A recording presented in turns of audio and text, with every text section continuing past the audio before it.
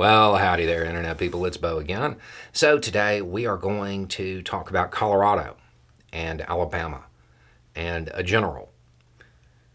And we're going to talk a little bit about information consumption, and we're going to illustrate something, and we're going to provide a little bit of context to a story that is going out that might be leaving people with the wrong idea. Okay, for context on this particular story, Space Command is currently in Colorado. It was slated to be moved to Huntsville, Alabama. It doesn't look like that is going to happen. People in Alabama are really, really mad about this because when a military command moves to a state, there's a lot of economic activity that goes with it. So they're upset. One of the things that we have talked about repeatedly when we're talking about information consumption and how people manufacture stories and narratives is that they attempt to make the mundane look suspicious. And if you can do that, well, it gets everybody's attention. And if you can cast something as suspicious, well, most times people don't look beyond that. But today we're going to look a little bit beyond that.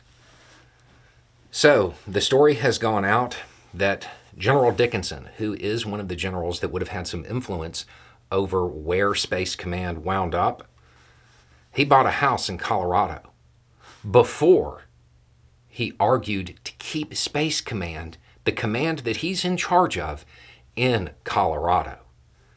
I mean, that certainly sounds like a conflict of interest. That sounds super suspicious.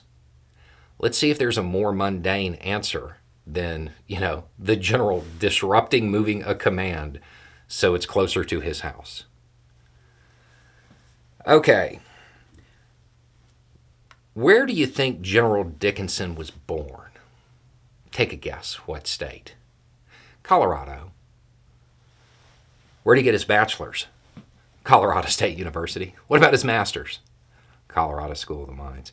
Yeah, he's from Colorado. Now, he is a general, which means he's probably close to retirement age, I would guess. So I took a look at his rack, at his ribbons. And one of the things that actually really did surprise me was that he was in Iraq the first time, back in the 90s.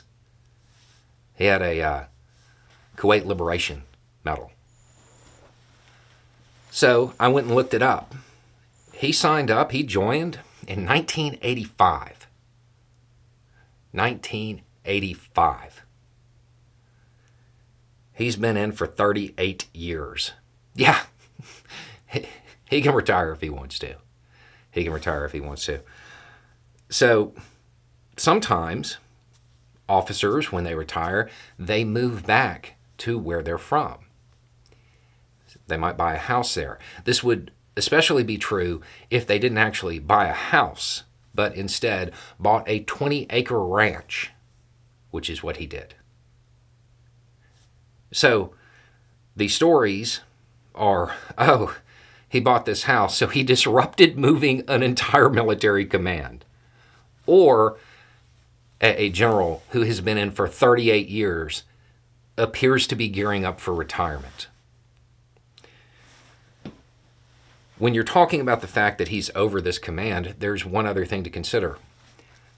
Generally speaking, since we're talking about generals, how long do they normally have command of a particular group? 3 years. It's about 3 years.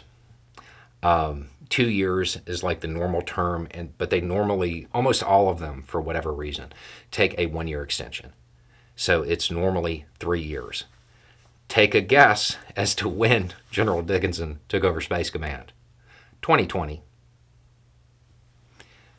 So even if Space Command was to move, it wouldn't be his command anymore. He would have gone somewhere else. Almost certainly. It's also worth noting that setting up a household, when it comes to housing for general officers, that's not actually a huge financial strain. That really doesn't impact them a whole lot. So What do you actually have when you're done looking at everything and you're not trying to make it look suspicious? You have a person who served in the military for 38 years getting ready to retire to the area where he is from. That's actually what's going on. By all evidence, that's what it looks like is happening. Because he doesn't have any actual motivation to disrupt moving a command that it's an almost certainty that he wouldn't be over when it moved. We have talked about how a lot of states have made the states inhospitable to the military because of legislation that they have enacted against certain demographics, limiting certain types of health care. It's made it to where it would be uncomfortable for the military to send people to these states because the demographics being marginalized by this legislation, well, they're part of the military. Nobody wants to go somewhere and be a second-class citizen. So that would impact recruitment, which impacts readiness. We have talked about it on the channel for more than a year. And it's happening. That's your most likely answer. They've made it inhospitable to the troops. And if you want some more evidence of that, I would point to this story. This story being put out the way it is.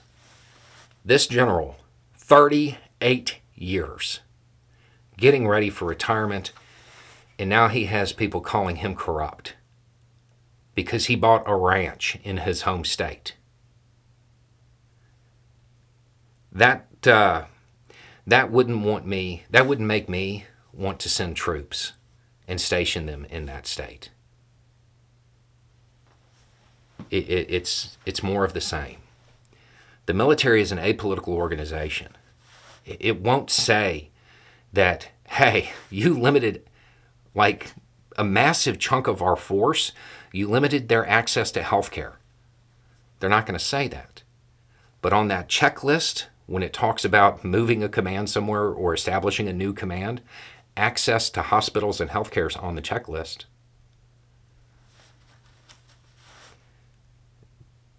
It's not corruption.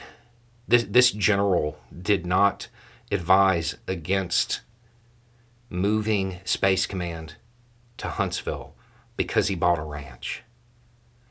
This general advised against moving it to Huntsville for the same reason that everybody's been saying for the last year.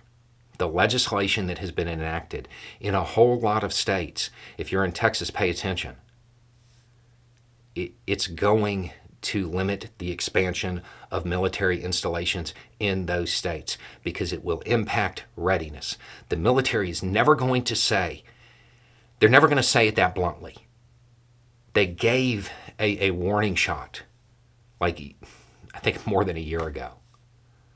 And at the time I said, this was the only warning you're going to get. Here you are.